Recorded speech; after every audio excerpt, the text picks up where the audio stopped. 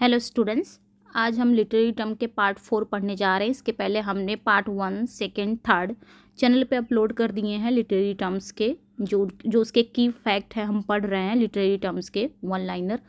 वो हमने चैनल पे 3 वीडियो को अपलोड कर दिया है। आज पार्ट 4 पढ़ने जा रहे हैं। अगर आपने वो तीनों वीडियो को वॉच नहीं किया है तो चैनल के प्लेलिस्ट में जाके ज़रूर विजिट कर लीजिएगा। ओके, आज हम पार्ट 4 पढ़ने जा रहे हैं। So let's begin. बहुत सारे बच्चों की शिकायत है कि मैम आवाज़ नहीं आती, तो आप लोग ज़रूर बताइएगा वीडियो के अंत में कमेंट सेक्शन में ज़रूर बताइएगा कि आज आवाज़ आप लोग को आ रही थी, सही आवाज़ आ रही थी या नहीं।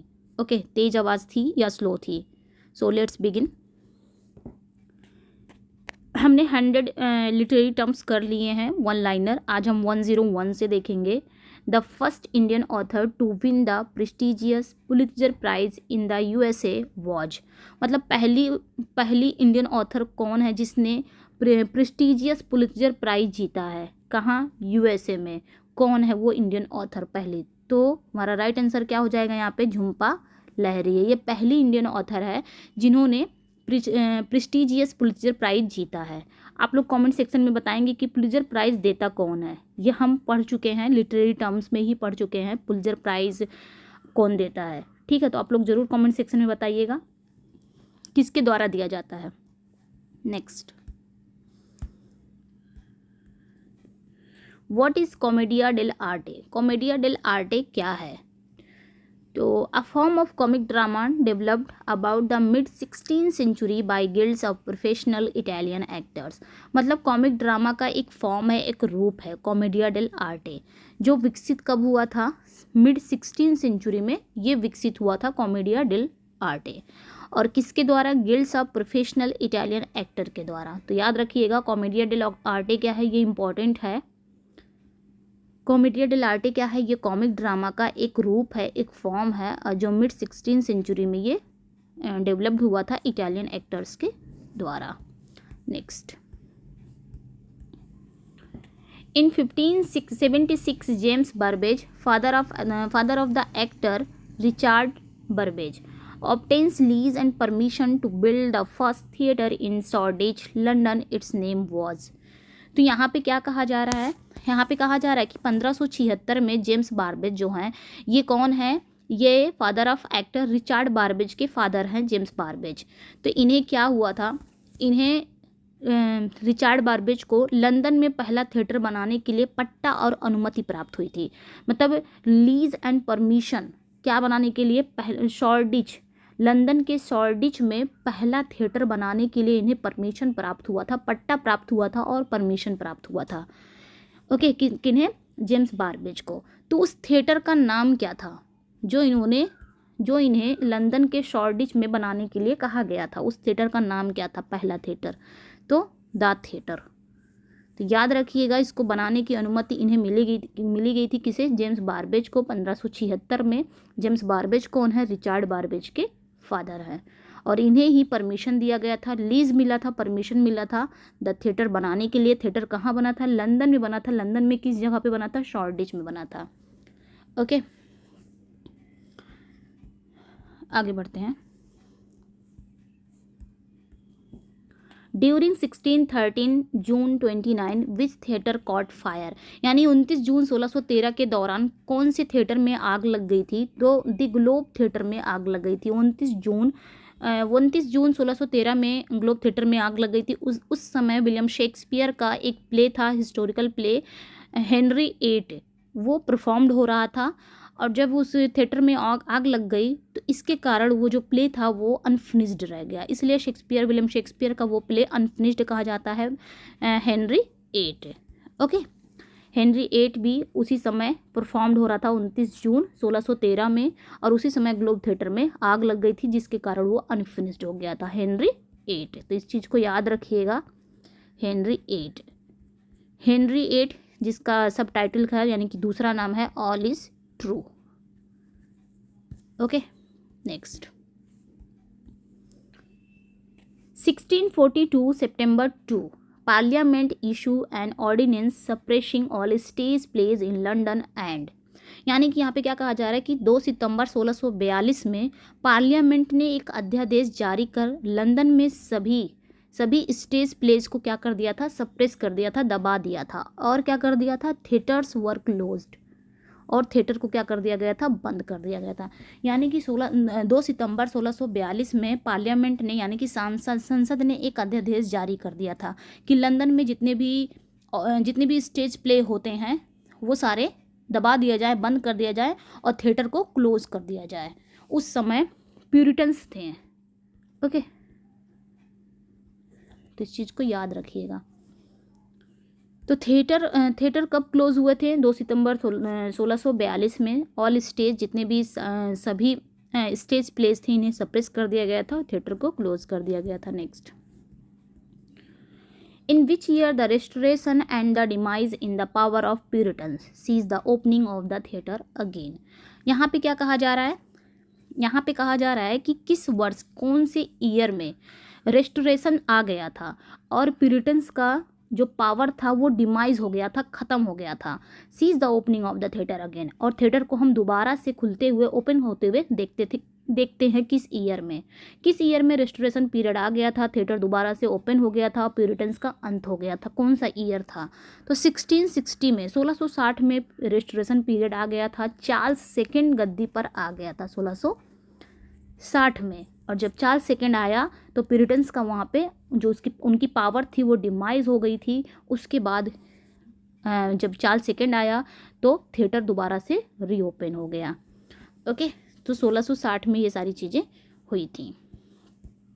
नेक्स्ट,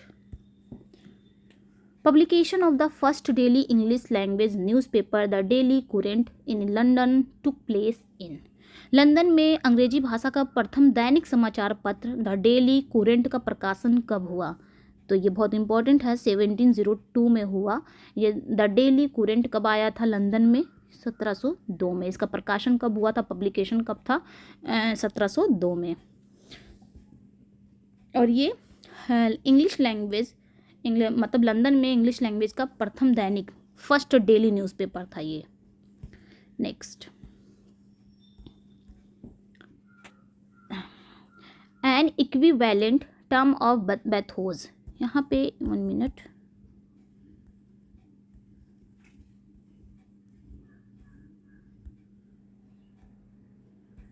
ओके, आगे बढ़ते हैं।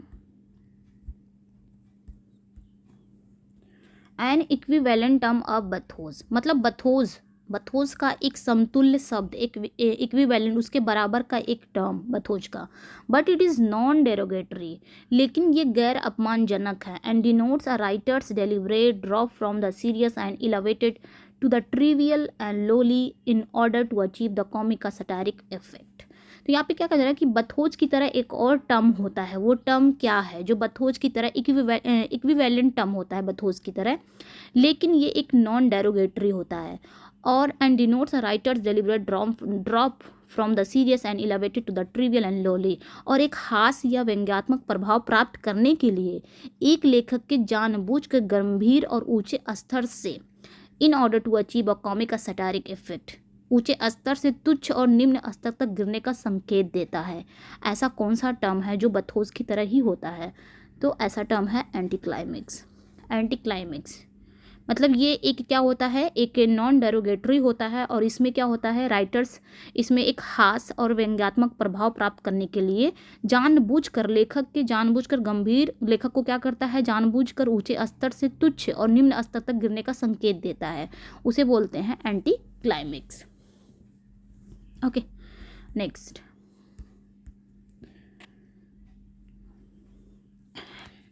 अ loose knit group of poets and novelist, मतलब कवियों और उपन्यासकारों का एक ढीला ढाला समूह, पोएट्स और नॉवेलिस्ट का एक ढीला ढाला group, writing in the second half of the 1950s and early 1960s, जो 1950 के दशक और 1960 के दशक की शुरुआत में लिख रहे थे। मतलब ये एक पोएट्स और नॉवेलिस्ट का ग्रुप है, ढीला ढाला ग्रुप है, जो कब लिखते थे, 1950 के हाफ दशक में और 1960 की शुरुआत में जो लिख रहे थे। Who shared a set of social attitudes, जिसने सामाजिक दृष्टिकोणों को एक समूह साझा किया, जिसने सोशल एटीट्यूड्स के एक समूह को क्या किया, साझा किया। Anti establishment, anti political, anti intellectual, oppose to the prevailing cultural, literary and moral values and in favour of unfettered self realisation and self expression. आगे क्या कहा जा रहा है कि प्रचलित सांस्कृतिक, एंटी इस्टेब्लिशमेंट, एंटी पॉलिटिकल यानी कि प्रचलित सांस्कृतिक, साहित्यिक और नैतिक के विरोध में विरोधी, गैर राजनीतिक, ओके, एंटी पॉलिटिकल मतलब गैर राजनीतिक, एंटी इंटेलेक्चुअल यानी कि विरोधी बौद्धिक, oppose to the prevailing cultural, literary and moral values यानी कि मूल्य और आबाद, आत्म साक्षात्कार और आत्म अभिव्यक्ति के पक्ष में। तो ये सारे राइटर कौन से राइटर थे, मतलब पोएट्स और नॉवलिस्ट का वो ढीला ढाला कौन सा समूह था जो 1950s और 1960s के दौरान लिखते थे। ओके तो ऐसे राइटर को क्या कहा जाता था, बीट राइटर्स। बीट राइटर्स क्या होते थे, ये 1950s और 1960s के दौरान ये लोग लिखते थे। इनकी कविताओं में क्या होता था, रहस्य होता था। जो बीट राइटर्स होते थे इनकी कविताओं में क्या होता था, रहस्य होता था। बीट राइटर्स अगर मैं अपने शब्दों में कहूँ तो बीट राइटर्स उन्हें कहते हैं जो मॉरल वैल्यूज़, पॉलिटिकल और रिलीजन के खिलाफ, परंपरा से, जमाने के चलन से उल्टा लिखते हैं, उन्हीं को बोलते हैं बीट राइटर। आई होप समझ में आ गया कि जो मॉरल वैल्यूज़ हैं, पॉलिटिकल है, जैसे रिलीजन हो गए, इनके खिलाफ लिखना, कोई परंपरा हो गया या ज़माने के जो चलन में है उसके अगेंस्ट कोई चीज़ लिखना, उसी को बोलते थे बीट राइटर्स। ओके वही चीज़ यहाँ पे समझाया जा रहा है। ओके नेक्स्ट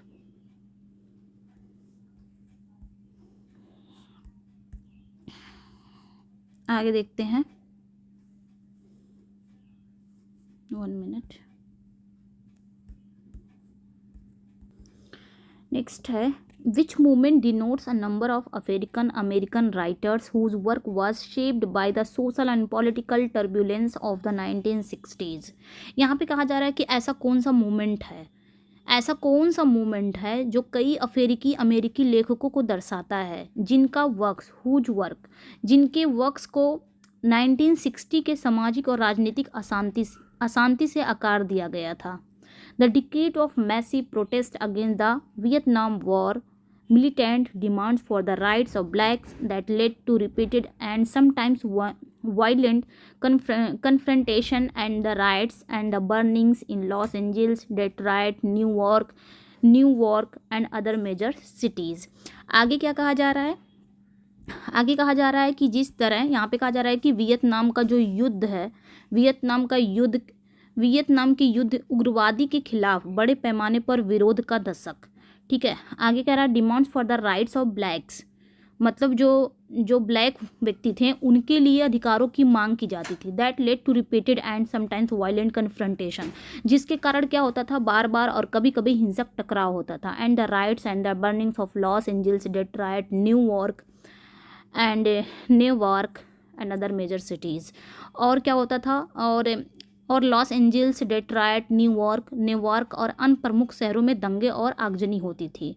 ऐसा कौन सा मूवमेंट होता था, तो ये मूवमेंट कौन सा कहलाता था, ये मूवमेंट कहलाता था black arts movement. Black arts movements क्या होता था, this was a movement of African American writer who were a black skin. मतलब ये मूवमेंट ऐसा रहता था, इसमें जो राइटर होते थे अफ्रीकन राइटर होते थे, अमेरिकन राइटर होते थे, जिनकी ब्लैक स्किन होती थी, जिसको वाइट स्किन पीपल हमेशा क्या करते थे, बुरा दिखाते थे, उसी को बोलते हैं ब्लैक आर्ट्स मूवमेंट में। ब्लैक आर्ट्स मूवमेंट में यही चीज़ें होती थी। इसमें अफ्रीकन अमेरिकन राइटर होते थे जो ब्लैक स्किन के होते थे, और इसमें जो वाइट स्किन के पीपल होते थे वो हमेशा उन्हें क्या करते थे, बुरा दिखाते थे। Okay next,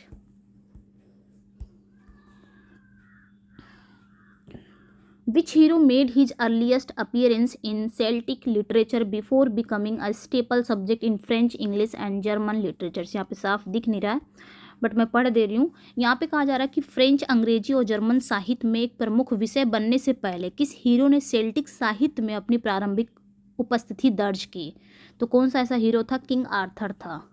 okay next, Who who would be called the English Homer and father of English poetry? तो किसे इंग्लिश का होमर कहा जाता है और फादर ऑफ इंग्लिश पोइट्री कहा जाता है? तो जेफरी चौसर को कहा जाता है। इंग्लिश का होमर भी इन्हें कहा जाता है, फादर ऑफ इंग्लिश पोइट्री भी कहा जाता है, फादर ऑफ इंग्लिश लिटरेचर भी कहा जाता है। Okay, renaissance, child of renaissance भी कहा जाता है इन्हें। Okay, restoration of, 1 minute. Next, what was vellum? Vellum क्या है? Parchment made of animal skin. Vellum क्या है? वेलम मतलब इसको अगर हिंदी में देखेंगे तो हिंदी में इसको कहेंगे चर्म पत्र। क्या था? तो ये क्या था? ये एक एनिमल स्किन से जो कागज़ बनता था उसी को बोलते थे वेलम। ये किससे बनता था? एनिमल की जो स्किन होती थी, जानवरों की खाल होती थी, उसी से ये कागज़ बनता था, उसी से जो पेज बनता था उसी को बोलते थे vellum. Next, only a small proportion of medieval books survive, large numbers having been destroyed in। मध्ययुगीन, यहाँ पे क्या कहा जा रहा है कि मिडिवल बुक्स, मध्ययुगीन पुस्तकों का केवल एक छोटा सा हिस्सा बचता है और बड़ी संख्या में ये क्या हो जाता था? नष्ट हो जाता था। किसके कारण? Dissolution of the monasteries in 1530। Okay, किसके कारण बन जाता था ये? जो डिसोलेशन ऑफ मोनेस्ट्रीज, मतलब 1530 में जो मोनेस्ट्रीज का डिसोलेशन होता था उसके कारण ये बाकी जो लार्ज नंबर्स ऑफ जो बुक्स होते थे वो क्या हो जाते थे? नष्ट हो जाते थे। Okay, next, what is the first extended written specimen of old English? मतलब पुरानी अंग्रेजी का पहला विस्तारित लिखित नमूना क्या है? तो क्या है? A code of laws promulgated by king Ethelbert. क्या है? कि राजा एथलबर्ट द्वारा प्रख्यापित कानून का एक कोड। ये क्या है? फर्स्ट, पहला विस्तारित लिखित नमूना है, first extended written specimen of old English. Okay, next, who succeeded Elizabeth first in 1603 establishing in Stuart dynasty? यहाँ पे कहा जा रहा है कि स्टुअर्ट राजवंश की स्थापना करते हुए 1603 में एलिजाबेथ प्रथम का, एलिजाबेथ फर्स्ट का उत्तराधिकारी कौन बना? तो कौन बना? जेम्स 6 ऑफ स्कॉटलैंड, ये बना था। Okay, which writer was not active under both Elizabeth first and James first? मतलब कौन सा ऐसा राइटर है जो एलिजाबेथ फर्स्ट और जेम्स फर्स्ट के दोनों के शासन के बीच में एक्टिव नहीं था? तो जॉन मिल्टन नहीं थे। Okay, next, what was the intended target of the gunpowder plot in 1605? 1605 में गन पाउडर प्लाट का इंटेंडेड टारगेट क्या था? तो द हाउसेस ऑफ पार्लियामेंट, यही था, संसद का सदन। Next, what denotes a wordy and inflated diction that is patiently disproportionate to the matter that it signifies? यहाँ पे क्या कहा जा रहा है कि एक, मतलब what denotes a wordy and inflated diction, मतलब एक शब्द आडंबरपूर्ण और फुलाए, inflated diction, फुलाए हुए उच्चारण का अर्थ क्या है? that is patiently disproportionate to the matter that it signifies, जो स्पष्ट रूप से उस मामले के लिए अनुपातहीन हो, जो इसे दर्शाता हो। ये क्या है? बम्बास्ट है। उसे क्या कहते हैं? बम्बास्ट। बम्बास्ट मतलब क्या होता है? भड़कीली भाषा। अब मैं इसे अपनी भाषा में समझाऊंगी। बम्बास्ट मतलब होता है भड़कीली भाषा। मतलब क्या होता है कि भाषा की सुंदरता में अर्थ की ऐसी की तैसी हो जाए, उसी को बोलते हैं बम्बास्ट। मतलब उसकी सुंदरता बढ़ाने के लिए भले ही हम अर्थ को ऐसी की तैसी कर दें, अर्थ का कुछ भी कर दें, वो होता है बम्बास्ट, मतलब भड़कीली भाषा। Okay, next, which social philosophy dominant during the industrial revolution dictated that only the free operation of economic laws would ensure the general welfare and that the government should not interfere in any person's pursuit of their personal interest?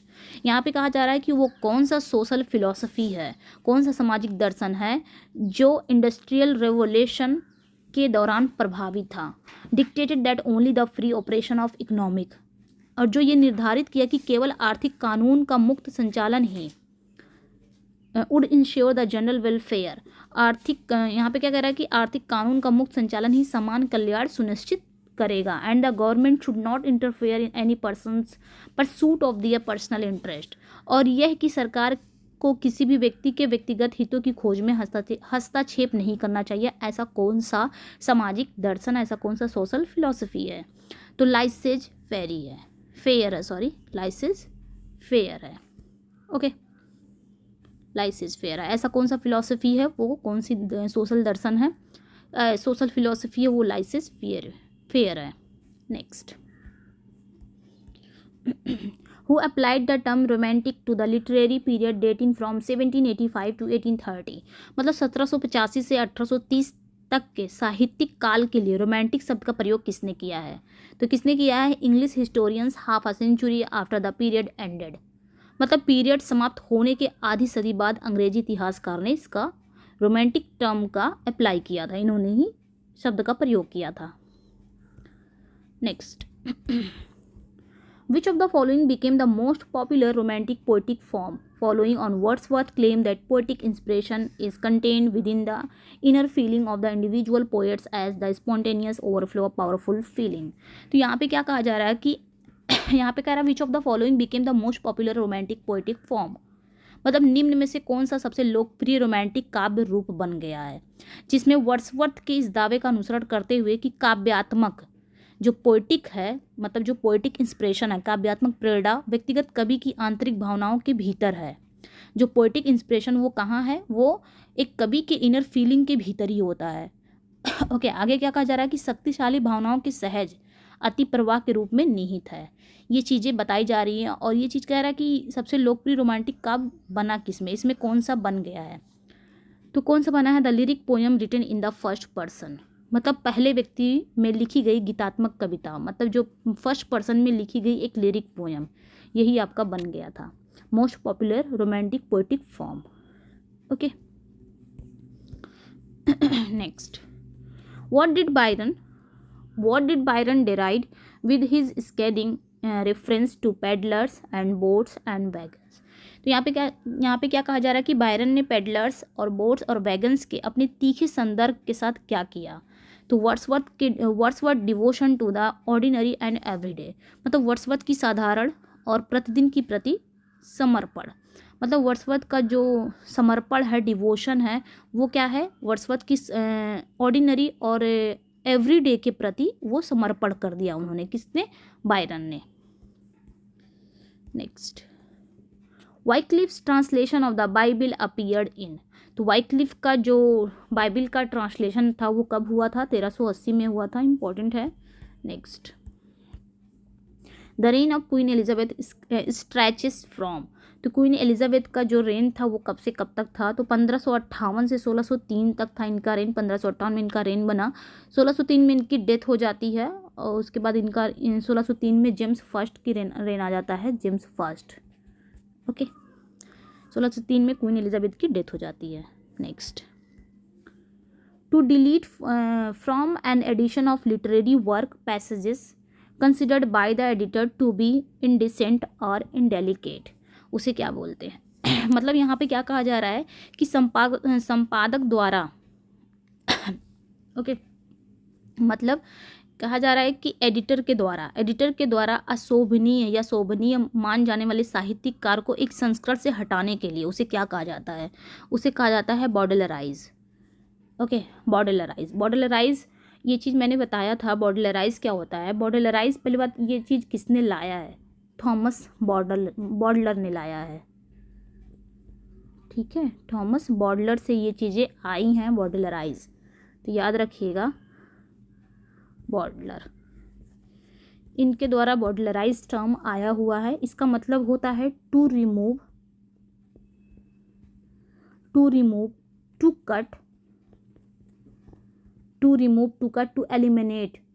ठीक है, मतलब यहाँ पे अगर हमें जैसे कोई भी वर्क हो, कोई भी मूवी हो, उसमें जो भड़काऊ चीज़ें होती हैं, जैसे अश्लील सीन होती है, उसको कट कर देना, उसको हटा देना, उसी को बोलते हैं बॉडलराइज। ओके, यही चीज़ यहाँ पे बताया जा रहा है।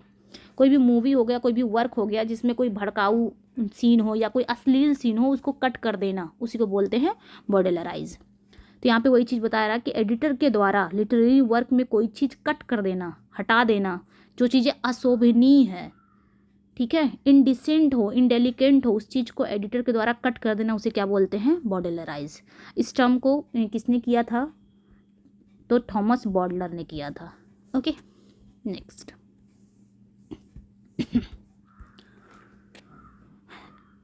एन इनक्रेजियस इमिटेशन, मतलब एक असंगत नकल। That is it imitates the manner, अर्थात यह तरीका, मतलब द फॉर्म एंड स्टाइल, मतलब रूप और शैली का अनुकरण करता हो, इमिटेट करता हो। और else the subject matter of a serious literary work, a literary genre. आगे क्या कह रहा है? या फिर किसी गंभीर साहित्यिक कृति, या मतलब या किसी सीरियस लिटरेरी वर्क, या फिर लिटरेरी जॉनर यानी कि साहित्यिक शैली का विषय वस्तु। इन वर्ड्स और इन प्रोज, चाहे वो वर्ड्स में हो या फिर प्रोज में हो, but makes the imitation amusing by the ridiculous disparity between the manner and the matter. लेकिन मैनर और मैटर के बीच में एक हास्यास्पद, एक रेडिकुलस असमानता द्वारा नकल को मनोरंजक बनाता है। वो क्या कहलाता है? बर्लेस्क्यू कहलाता है। ओके, अब हम इसको अपने भाषा में समझेंगे। बर्लेस्क्यू होता क्या है? बर्लेस्क्यू मतलब जब किसी साहित्यिक रचना की नकल इस तरह से की जाए कि दोनों में बहुत असमानता हो, ऐसी असमानता हो जो मनुष्य को हंसने पर मजबूर कर दे, या फिर ये एक सटायर बन जाए या फिर आयरनी बन जाए, उसी को बोलते हैं बर्लेस्क्यू। ओके, तो इस चीज़ को याद रखिएगा। बर्लेस्क्यू क्या होता है? जब किसी लिटरेरी वर्क की नकल इस तरह से की जाए कि दोनों में बहुत असमानता हो जाए, और ऐसी असमानता हो जाए कि मनुष्य उसमें क्या हो जाए, पर्सन हो जाए, रीडर हो वो या देखने वाला हो, वो क्या हो जाए, हंसने पे मजबूर हो जाए, ये एक ताना बन जाए या आयरनी बन जाए, सटायर बन जाए, उसे बोलते हैं burlesque. Okay, next. Varieties of high burlesque मतलब यहाँ पे क्या कहा जा रहा है कि उच्च बर्लेस्क की किस्में क्या हैं, वैराइटीज़ क्या हैं। जो हाई बर्लेस्क है उसकी वैराइटीज़ क्या हैं? पैरोडी, ये भी एक नकल ही होता है। मॉक एपिक, ये भी एक नकल होता है। तो ये इसकी वैराइटीज़ हैं। Okay, next. यहाँ पे भी वही चीज़ है, एप्रोप्रिएट लिटरेरी टर्म है, तो इसको भी देख लेते हैं। A dash is a question asked in form which does not a reality seek an answer but rather emphasise a certain point. क्या कहा जा रहा है यहाँ पे कि ऐसा कौन सा शब्द है जो ऐसे रूप में पूछा गया प्रश्न हो जो वास्तव में एक उत्तर की तलाश नहीं करता बल्कि एक निश्चित बिंदु पर जोर देता है, वो क्या है? तो वो है रिटोरिकल क्वेश्चन। रिटोरिकल क्वेश्चन क्या होता है? रिटोरिकल क्वेश्चन मतलब भाषणगत सवाल। ये ऐसा रिटोरिकल क्वेश्चन क्या होता है? ये ऐसा मतलब ऐसा पूछा जाता है, ऐसे रूप में पूछा गया प्रश्न है जो वास्तव में एक उत्तर की तलाश नहीं करता। रिटोरिकल क्वेश्चन के पास कोई आंसर, मतलब रिटोरिकल क्वेश्चन क्या होता है? एक ऐसा पूछा गया प्रश्न है जिसमें वास्तव में एक उत्तर की तलाश नहीं करता बल्कि एक निश्चित बिंदु पर एम्फेसाइज होता है, एक निश्चित बिंदु पर जोर देता है, उसी को बोलते हैं रिटोरिकल क्वेश्चन। इसमें आंसर नहीं होता है। एंड लास्ट है आज का, अ dash is a direct and vivid comparison between two things usually considered distinct और अनरिलेटेड। तो ये सभी को पता है कि डायरेक्ट और विविड कंपैरिजन होती है दो चीज़ों के बीच में। डायरेक्ट होता है जब हम लाइक और एज लगाते हैं, दो थिंग्स हो, दो ऑब्जेक्ट हो या दो पर्सन के बीच में जब हम कंपैरिजन करते हैं, और जब हम लाइक या फिर एज लगा के हम जब कंपैरिजन करते हैं तब तो दैट इज सिमिली हो जाता है ना। लेकिन जब हम डायरेक्ट, यहाँ पे डायरेक्ट की बात कर रहा है कि डायरेक्ट कंपैरिजन जब होती है, दो थिंग्स, दो पर्सन, दो ऑब्जेक्ट के बीच में जब डायरेक्ट कंपैरिजन होता है वो क्या कहलाता है? मेटाफर कहलाता है। ओके, तो यहाँ पे ये आंसर हो जाएगा मेटाफर। ओके, तो स्टूडेंट्स इसमें हमने 30 वन लाइनर किए हैं लिटरेरी टर्म्स के। आपको कैसे लगे अपना फीडबैक ज़रूर दीजिएगा, और ये भी बताइए कि आज वॉइस जो स्लो थी या सही थी। ओके, अपना फीडबैक ज़रूर दीजिएगा। चैनल पे नए हैं तो चैनल को सब्सक्राइब करिए, वीडियो को लाइक एंड शेयर ज़रूर कर दीजिएगा। इसका पीडीएफ चाहिए तो आप हीना इंग्लिश क्लासेस से टेलीग्राम पे ज्वाइन हो सकते हैं, वहाँ मैं इसका पीडीएफ अपलोड कर दूँगी। ओके, प्रोवाइड करा दूँगी। ओके, मिलते हैं नेक्स्ट वीडियो में। Thank you for watching.